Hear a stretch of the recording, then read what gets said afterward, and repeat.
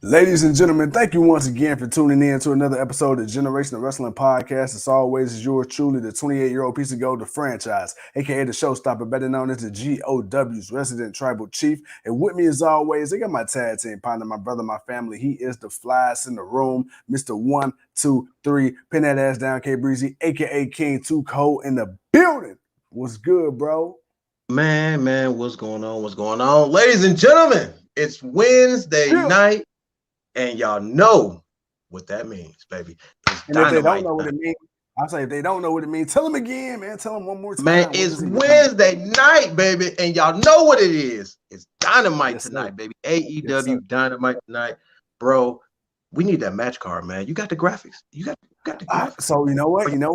I got you on the review. I was a little late today, so I don't have the graphics on the. I know. I'm sorry. You know the graphics make it so official. First of all, Mama Tuco says hello. Mama Tuco, we say hello. How you doing? Mama. Yes. Well, all right. So tonight, man. So one of the matches we got the Gun Club versus Sting and Darby Allin. Then we got that boy, the American Nightmare, Cody Rhodes versus Andrade El Idolo. And then we got the American Dragon, Bryan Danielson, who vowed on social media to stomp a mud hole in Allen Five Angels' ass all up and down Atlanta. And then, of course, we got the TBS quarterfinals women's championship match. You got the alien Chris Statlander versus the lost one, Ruby Soho. And then, of course, we got that boy, man, the best in the world, CM Punk versus Lee Moriarty. And that's just, the tip of the iceberg. Too cold, man. We got a pretty good AEW Dynamite going on tonight. We got a pretty stacked card for AEW Rampage coming up on Friday. What are your thoughts, man? How you feeling right now? It's Wednesday night, so you know what that means. So yesterday, during our NXT review, we told y'all, man, we had to talk about this promo shooting that's been going on from AEW last week to Raw Monday. And we were supposed to shoot on it a little earlier, but then we kind of got to thinking, like, you know what, man, let's see what happens tonight. We got to see what happens tonight. So that way we can have a full discussion of everything. So in our review, we're definitely going to break down the pros and cons of of all this wordage that we've been getting a little bit lately, man. So but like I said, my man ran down the match card, man. We got Bryan Danielson wrestling this, and we got CM Punk wrestling for the second straight week in a row. Wow, didn't expect to see that. Usually they've been kind of off and on. They haven't really wrestled the same day, but now they've wrestled the same day. And they've done it twice, 2 weeks in a row. So that's kind of cool. You get to see them more. Bro, CM Punk going up against Lee Moriarty. I'm actually kind of interested in this match because a lot of people have been complaining that CM Punk isn't the CM Punk that they want to see. He's not what they expect. AEW is wasting him. But it pains me sometimes, or it irks me when people forget. They forget the message that he came out and said the very first time he showed up. Benjamin, bro, what's going good? And it's the fact that he let it be known, man, he's not going to be what you expect. And the reason he wants to go and face these young guys, because he wants to bring attention to these dudes. He wants to give them light, and he's bringing them to a light by you wanting to see him dominate, but you see him struggle. And I expect to see him struggle. I expect to see him get better week by week because he hasn't wrestled for 7 years. So to see him go up against another young talent that we like, that's pretty good. But we definitely want to see more repetition from him, so that way he evolves into what we think he can. I like this match and I really want to see it. Bryan Danielson versus Five. That's a little bit different. That's just for the storyline purposes. It's still going to be a good match. I want to see it, but I'm more interested in this one. With all that being said, my brother, as Dynamite is getting ready to come on right now, they're going through the introduction. What are your thoughts on that, man? I mean, just like you said, a lot of people have begun, giving CM Punk, a tough time, a lot of shit. And to a degree, I understand.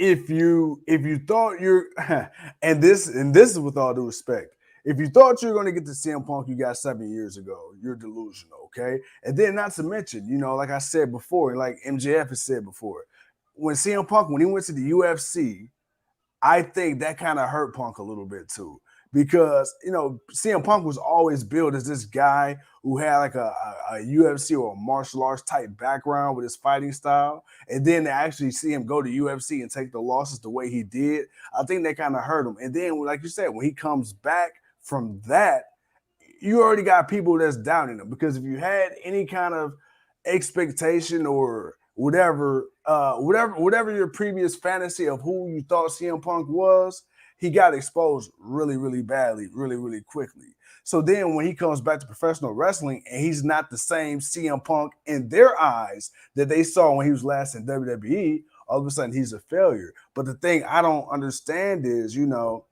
they complain about CM Punk not having matches with a lot of quote unquote big name guys. But these are the same people who was bitching and complaining that a guy like a CM Punk, a guy like a Christian Cage, a guy like a John Moxley was just gonna come in and take all the spotlight away from the young talent. Now you're getting mad when CM Punk doesn't want to do anything but come in and wrestle the young talent and put them over. So I that is a strange dynamic that I don't understand. But like you said, Lee Moriarty, he's an upcoming, young guy. He's been on a lot of darks and what's the other word? Revelation? Not Revelation. What's the Elevation? Excuse me. And Yeah, now, yeah, and now, Revelations. yeah, and now he's getting a chance to go up against the best in the world. And at the end of the day, say what you want, CM Punk is still CM motherfucking Punk. Either way you cut it. Yeah, no doubt, man. And he's gonna get that. He's gonna get those steps back in the ring. He Oh may yeah. not be as fast, but he's definitely gonna. He's a veteran. He's gonna evolve into something a little better. And Tuco, when you go up against certain people, it's gonna be awesome. can I ask you a question? I mean, What's up? obviously he What's hasn't wrestled in a while up until this point. But right? how much of this is CM Punk really losing the step? Or how much of this is him kind of half losing the step, kind of half-assed it until he needs to turn it up into that next gear? Because what if half of this is a work? What if he really isn't as bad as he's leading people to think he is, and then he's just waiting on that right storyline or that right match to really amp it up a little bit? The hmm, I can I can very well see that. That makes a lot of sense as we're getting Brian Danielson versus 5, and -1 has made an appearance. Man, they really need to put Oh a t-shirt on. damn! But Yeah, man, I don't see this little young ass dude without those t-shirt on. Man, what's wrong with him? right, he put a t-shirt on -1, man. It could be a t-shirt of his dad. He can always come out repping his dad. That'll never, that's the understanding. Uh, but with Punk and his in ring, I don't think he's faking it. Okay, he's not bad. Like certain people are their expectation of him, and I want to let me make sure I rephrase that right. People's expectation of him isn't where they like it, and for us, we understand it and we're fine with it because we see, yeah, he may be a step off, but the man ain't lost all his steps. Like the dude is Yeah, still seeing Punk. Like he's still seeing Punk. He's still, you know what I'm saying? But you can tell, yeah, man, he's older and he's got to get his conditioning. For me, it's just his conditioning. I'm not saying he's not conditioned, but it's just that consistent of wrestling again and taking those bumps and being able to move like you need to move, like we watching, like we're now seeing with Brian Danielson and 5 as they get started off. But it's working its way up, and by the time the MJF match happened, we'll see what we need to see. I think we'll get what we need to. But wrestling is wrestling. There's a possibility of botches happening, you know, anytime, any moment. So it is what it is. But moving on, man, to another match real quick, man. As like I said, we were talking about it right now. We don't have to talk about the match, but it's for what we do. But uh, Brian Danielson going up against 5, man.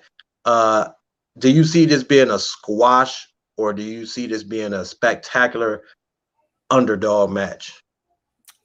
So when you when you say squash, I don't see him getting beat in 5 minutes per se.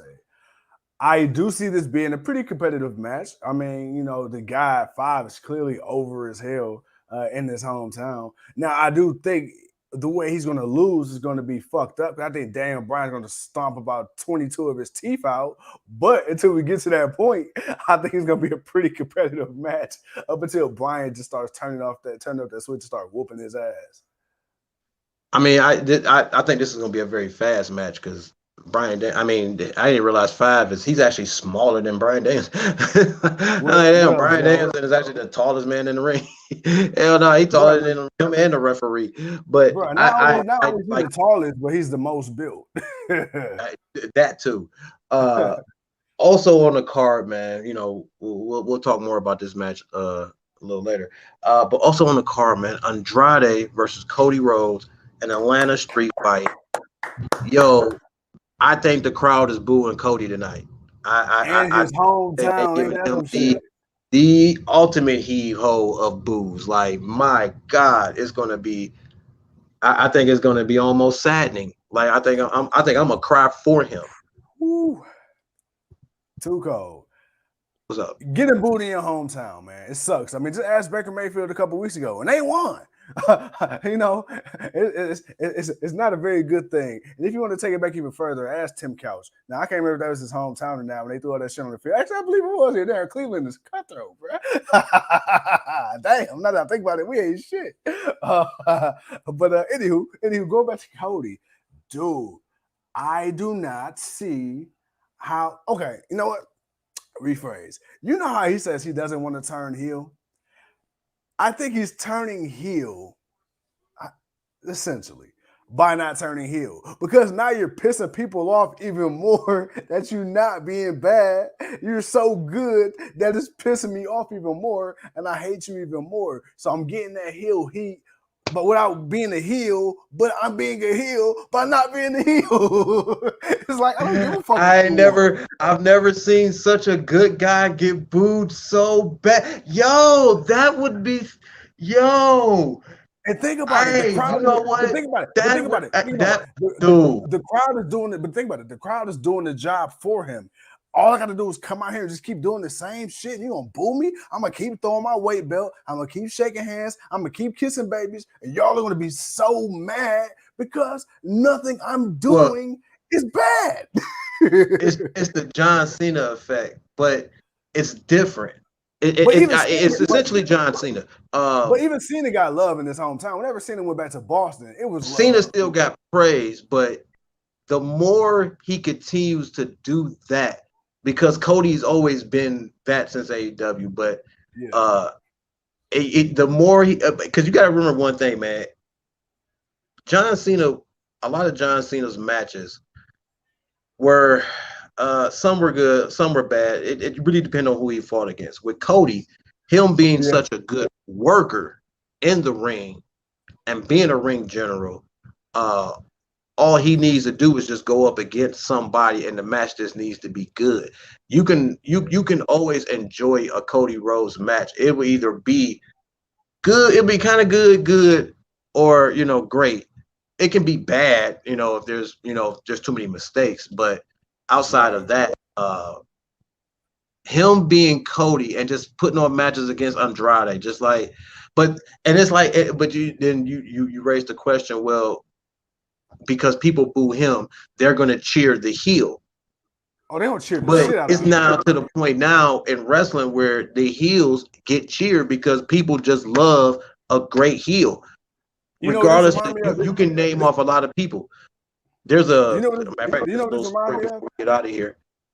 This reminds me of the late 90s, right? Where good is bad, bad is good. You remember that weird period in wrestling like WCW and early in WWE where like the bad guys got booed and the good guys got shitted on? I feel like that's where we're kind of getting back to now. And Cody and Andrade is going to be that turning point.